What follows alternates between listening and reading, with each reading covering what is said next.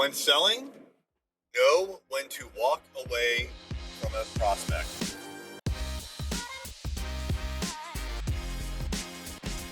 What's happening? I am Erik J. Olson. Should you ever walk away from a prospective client from a sales situation? I used to think the answer was no. You should always pitch. Even if going in, it's not a fit, even if going in, that there's maybe a personality conflict, the type of work they do conflicts with the type of work you want to do. It took a while for us to figure out that we needed to niche. We needed to go after the right kinds of prospects. So there is some qualification that happens. And when you qualify a prospective client, you really need to pay attention to some red flags.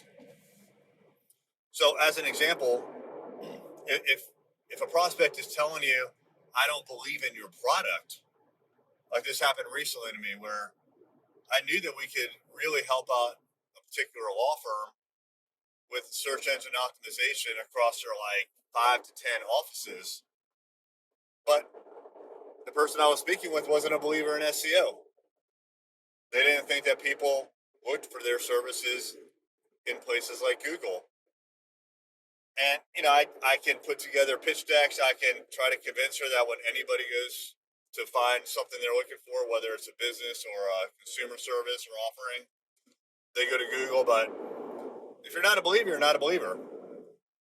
So, you can only spend so much time and energy to try to convince people that the service that you provide, whether you do a good job or not, could ever help them. So, if they think even if you did an amazing job, you were the best person in the world at this service, if they still don't believe that that service can help them, there's nothing you can do or say to convince them. So, look for red flags like that. Another situation that I came across recently is the prospective client just had a kind of a different take on how ambitious she wanted to go after the marketplace. So at some point, I said something like, hey, can you give me a list of your competitors and we'll take a look at what they're doing and try to position you better? And the response was something to the effect of, I don't want to try to out compete my competitors. That's not, I don't worry about my competitors. Well, I get the philosophy to some degree because I pretty much ignore what my competitors are doing, especially on a day by day basis. I don't care if they come out with an announcement. I don't care if they come out with a new offering. I generally know what the competition is doing. I generally know how they sell their services and how they position their product in the marketplace, but I don't pay a lot of attention to them. So I kind of get it from that perspective, but it was within the context of some other conversations we had. I knew the message was she did not want to be aggressive or ambitious in going after prospects. So, some people in the marketplace, they're extremely, extremely aggressive. They'll do anything, I think who the kinds of folks I'm talking about. And then there's people that are extremely passive.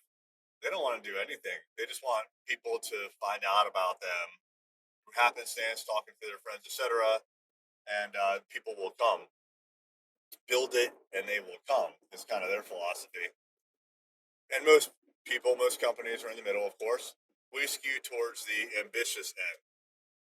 We like to push and insert ourselves in the marketplace and establish. And we use words like compete, dominate, grow.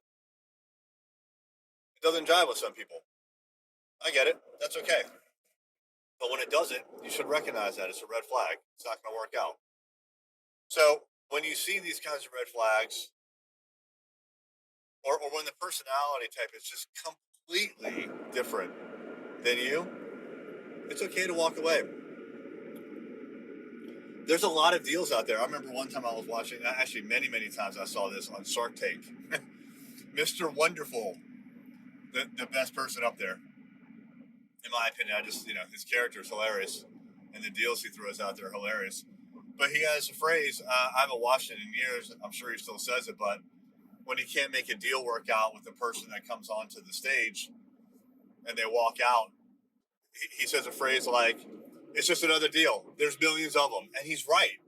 It's just another deal, right? Now, I'm not saying that about clients, but as far as deals, prospective clients, they're endless. They are just endless. Now, granted, you may not have an endless supply coming to you. That's a different situation. But you shouldn't be afraid to walk away from a prospective client from a deal because there are many, many more out there. So if it's not a fit, recognize it early and walk away. Hey there, it's Erik J. Olson. I wanted to let you know about my book, $1 Million Journey: How to Launch a Seven-Figure Business. This is the story of what it took for me to go from freelancer with no clients, no employees, no revenue, to growing $1 million business. It took me 8 years and I made a lot of mistakes. And all of those mistakes, and more importantly, lessons learned, are in this book. And we have chapter takeaways, 5 to 15 takeaways that you can apply right now to your business. Check it out on Amazon, $1 Million Journey by me, Erik J. Olson.